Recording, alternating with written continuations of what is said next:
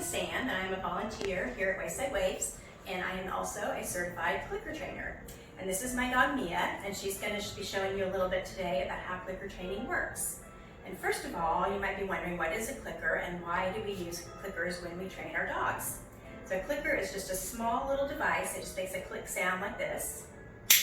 There's lots of different kinds. You can see Mia already knows what that means. She knows that a clicker means that she gets a treat. So I'm going to go ahead and give her a treat real quick.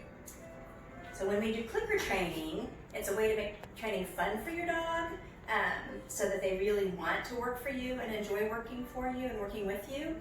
And it gives them that special sound that just lets them know that that is exactly the thing that you wanted them to do when you're training your dog. You can use the word yes as a marker, so every time your dog does something you want them to do, you can just say yes and give them a treat, which is perfectly fine.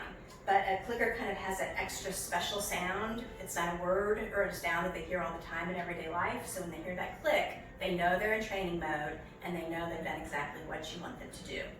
So when you first start clicker training a dog, the first thing you need to do is make sure that the dog learns that the sound of the click means something great is coming to them. So you're going to pick a treat that your dog loves, and you're going to want it to be pretty small because you're probably going to be using a lot of them. So I have here just some little soft treats that I know Mia loves, and I'm going to load the clicker by doing a click, treat, about 10 times in a row. So I'm going to start loading that.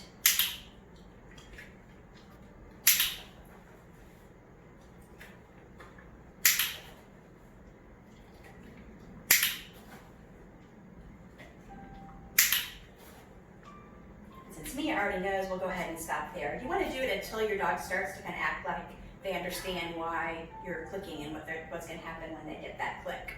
So now the clicker's loaded, and then I'm going to work to teach Mia some different things that I want her to know.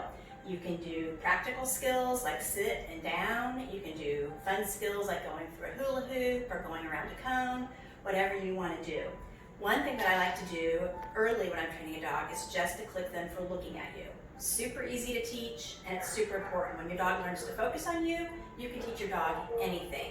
So if I just stand here and I wait for Mia to look at me, and then I'm going to put the treat on the ground, so she has to look away for a second, and then she looks at me again, and you put the treat on the ground.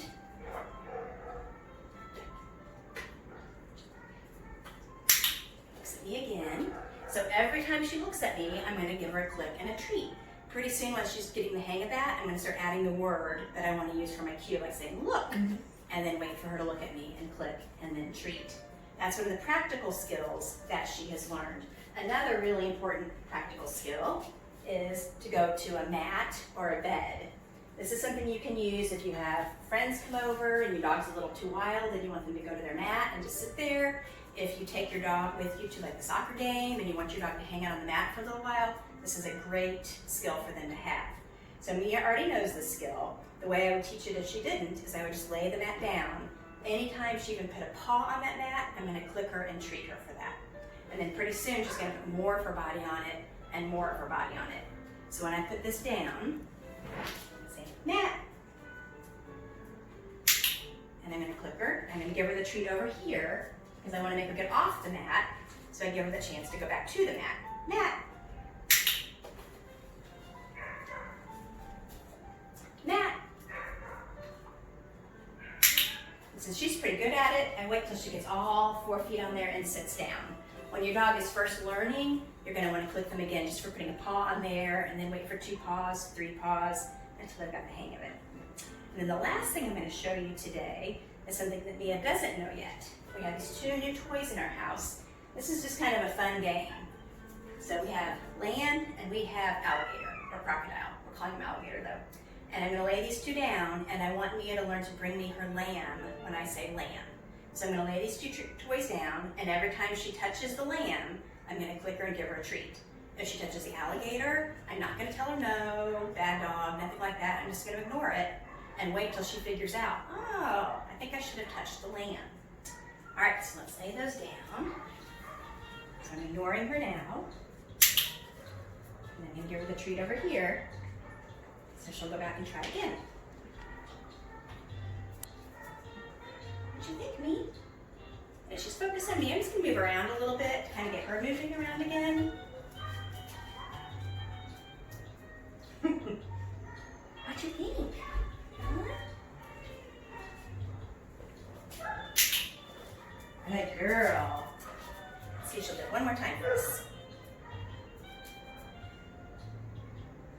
sure what I want yet. Just gonna walk around for a minute. Oh, that's an alligator, so I'm gonna ignore it.